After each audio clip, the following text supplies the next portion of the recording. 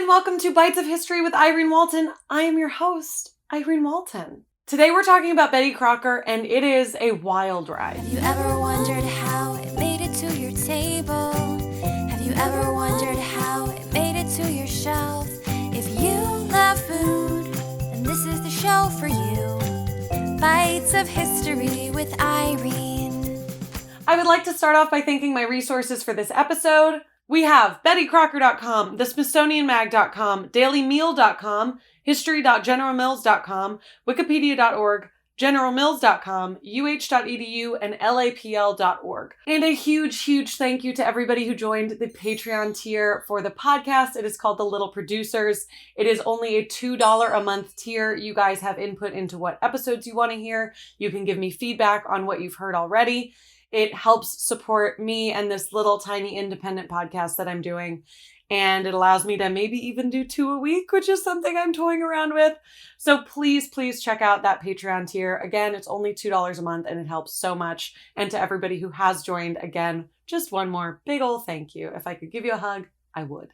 As I mentioned before, we are talking about Betty Crocker today. The woman, the myth, the legend. Let's dive in. So in my list of resources for this episode, I mentioned the SmithsonianMag.com, and their opening line from their article was so much funnier than anything I could have thought of. So I just wanted to read that for you. This was written last year. Though she celebrates her 100th birthday this year, Betty Crocker was never born. And it just reminded me of like an Old West like ghost story of like, she's been gone for 25 years. And I got such a big kick out of it, but they are absolutely right. Even though she's 101 years old, she has created quite the stir. Am I right? Betty is a 101-year-old entity. She's not a real person. She is a creation, and we're going to get into how she got created because the story is absolutely fascinating. To know Betty, we must first know Mr. Cadwallader Washburn. Cadwallader is born in 1812 to the Washburn family of Maine. It is a large family with not a lot of means, but they make do. They have 7 sons, all who go off to do some pretty amazing things. Cadwallader doing a lot of amazing things. He becomes a U.S. congressman. He becomes the governor of Wisconsin. He becomes a lawyer, a teacher, an entrepreneur. He's doing a lot. So it is the early 1800s, and we are seeing this large Washburn family with 7 sons, all of whom are abolitionists, one of whom actually wrote the campaign biography for Abraham Lincoln. So he's connected to the Betty Crocker history, even though minorly. Still connected. You knew I had to pull that. So we're going to fast forward a bit. There is a point in Cadwaller's life where he goes on a steamboat trip and he passes St. Anthony's Falls in Minneapolis, Minnesota, and is so taken with them. He sees the absolute power that they possess with this water and power. I'm not an, water engineer. I'm not sure of all the right terms. But he's very impressed with it, and he says, I know that I can make something with this because Cadwaller's brain is just popping off all the time.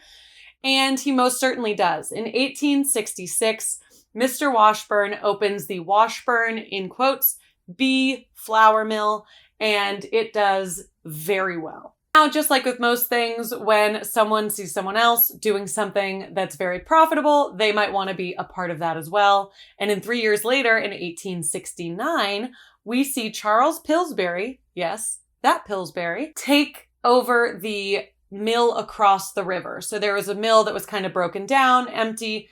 He takes it on, and it is profitable within the first year, which nobody was expecting.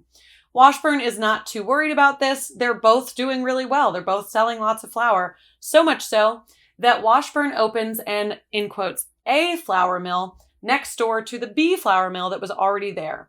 That happens 5 years later in 1874. So now there are 2 Washburn flour mills, A and B, and Charles Pillsbury's across the street or river, and they're both crushing it. Nobody's having a problem until 4 years after that, in 1878, when Flour A experiences a horrible explosion. 14 people passed away. The reason there was an explosion was because the mills, the 2 rocks that rubbed together and caused the flour to get milled were too dry. That caused a spark. And unfortunately, flour dust is very, very explosive and flammable. And as you can imagine, a flour mill is filled with that. So unfortunately, flour mill A perished along with the souls inside of it. Upon hearing about this tragedy, Washburn, who at the time was the governor of Wisconsin, came immediately back to Minneapolis the next day. And he reportedly, kind of had his moment of silence, grieved for a second, and then pretty immediately started plans for reconstructing the mill again. But what I find really special about Washburn is he did not just want to rebuild the mill so fast because he needed the money or he wanted to have it up and running again.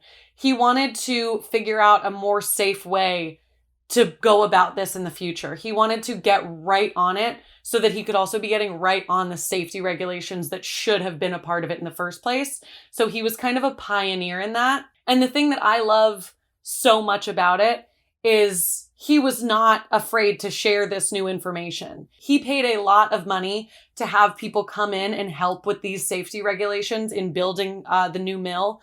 And as soon as he found out about it, he told Pillsbury, he told all of these other people so that they could make sure that their mills were running a lot safer as well. At no cost, no charge. He just wanted to share that incredibly valuable information, which who knows how many lives it saved. Now, a couple of decades pass, not too much happens in the Washburn Company. He does get a new business partner who is named Crosby. So that's where, when I'm talking about Washburn Crosby, that's Washburn's business partner that he acquired in the late 1800s.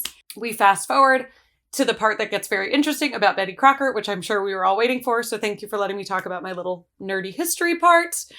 It's 1921, and we're about to meet Mrs. Betty Crocker. The Washburn Crosby Company is like, hey, we're going to put an ad out in the Saturday Evening Post. Let's make it cute. Why not make it something special? We'll get people excited about Washburn Crosby gold medal flour. So let's make a jigsaw puzzle. We'll take out a page in the Saturday Evening Post.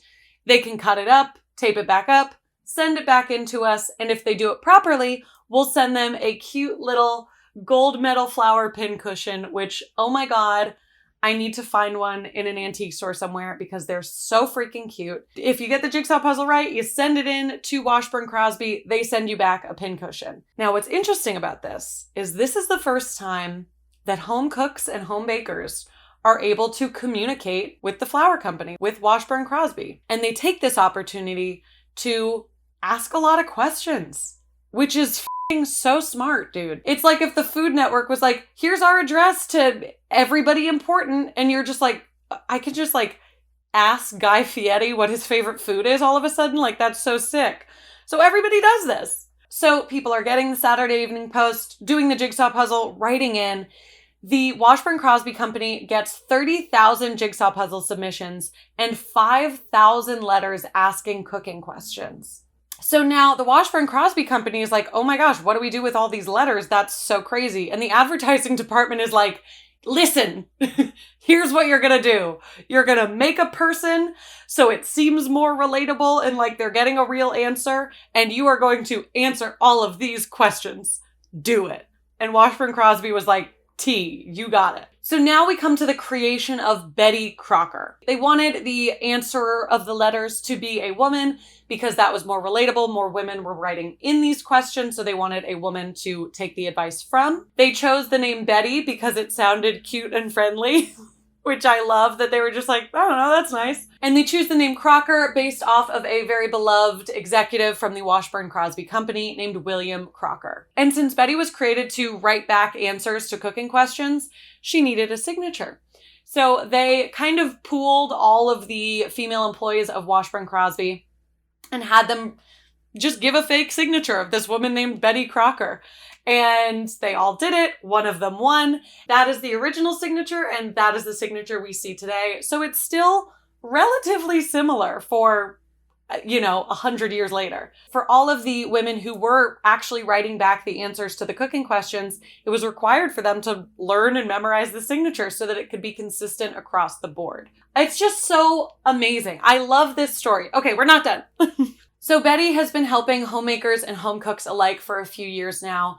She's really consistent, really helpful. People love her. So it's 1924 and a local radio station close to the Washburn Crosby company is facing bankruptcy.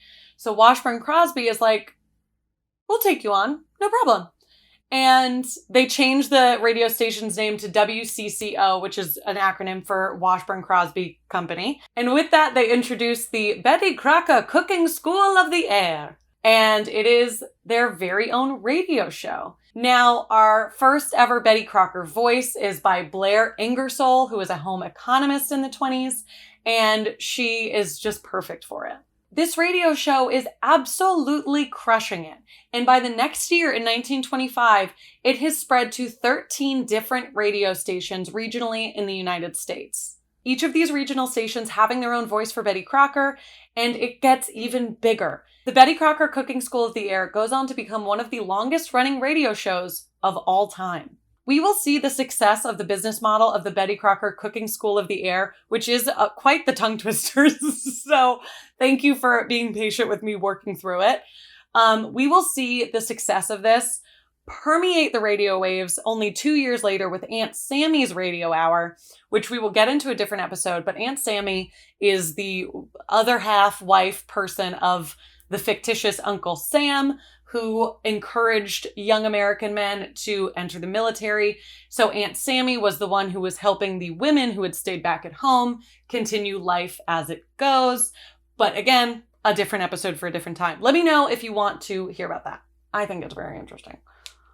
As the years go on, Betty Crocker and her radio show are so well loved and so well known in helping women face these problems that are in their everyday lives, cooking, home advice.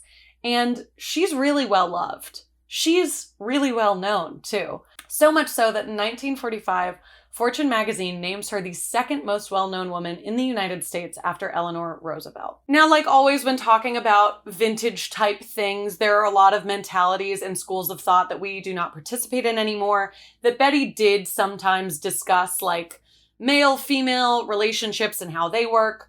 But a lot of things that Betty did and said were really special and, oh my God, me getting emotional, and made the homemaker feel really important in a time where she may not have felt that way. A lot of the information that was coming at Homemakers was, you exist to make your husband and your kids happy. And Betty was like, no.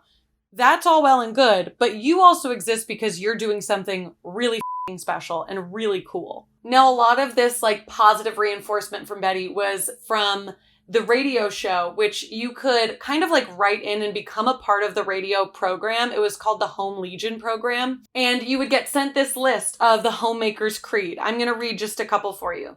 I believe homemaking is a noble and challenging career. I believe homemaking requires the best of my efforts, my abilities, and my thinking. I believe a home should be a place of peace, joy, and contentment.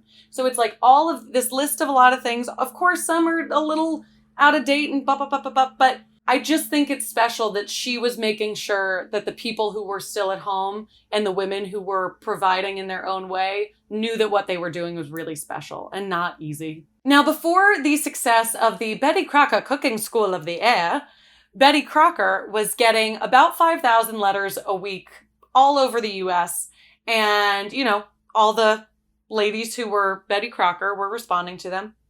But as the popularity of the show grew, by World War II, Betty Crocker was getting 5,000 letters a day. Now, of course, let's not forget, Betty Crocker is very cool. I'm so into this history, but she still is pushing the thing that she was meant to sell. So, like, she's answering all these questions, but she is taking every opportunity to be like, and when you make your pie crust, make sure you use gold medal flour.